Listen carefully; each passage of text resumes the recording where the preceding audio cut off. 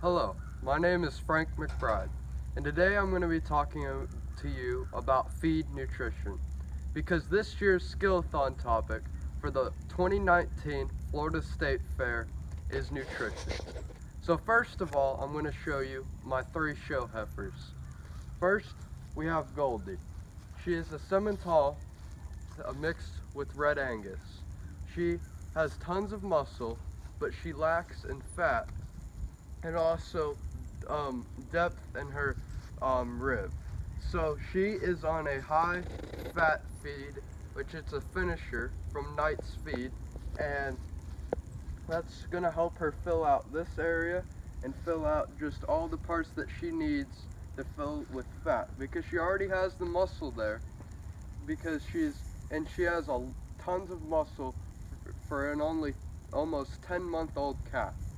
She has the rib shape, she just needs to fill the depth out in her rib. That's why she's also on tons of hay, beet pulp, stuff like that to help her drop her flank and all that.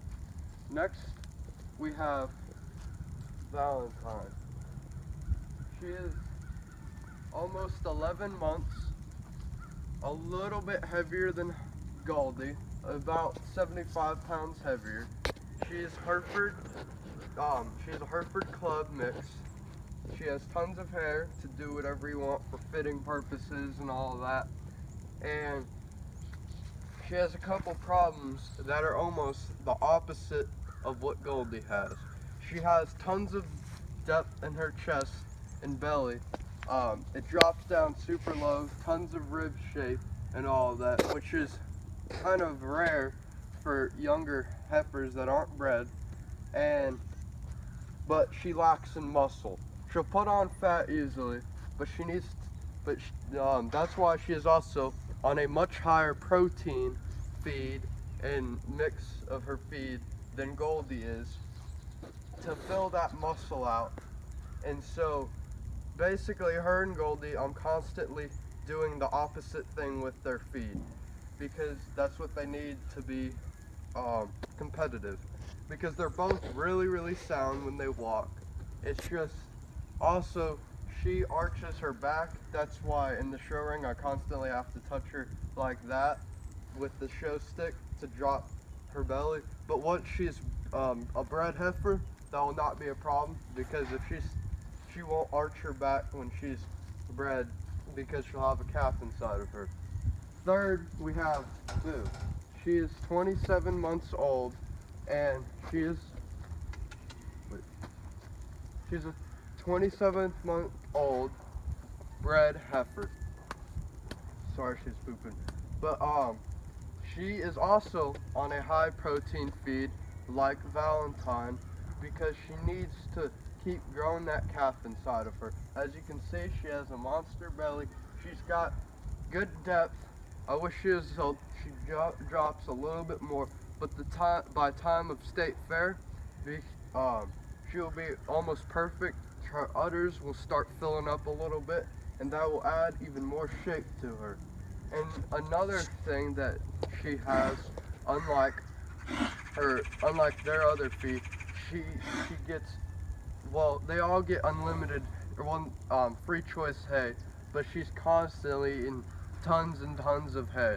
And we bale our own hay here at our family farm, so we have plenty of hay, and she goes through even round bales like nothing. And so next I'm going to show you the feed that I feed them, besides the supplements, because those are secrets. So in this bucket we have the finisher feed, which is 4% fat and 12% protein, and then we also have cattle cubes. They're a very dense cube that is 20% protein, has lots of minerals, lots of other vitamins that they need to keep them conditioned. And over here we have sweet feed, which you can get almost anywhere. It's just it's 12% protein, not what you want to only feed, but it helps them if they're not eating all their feed, then it helps them because it has molasses, which they love, and it's also got some more roughage in it.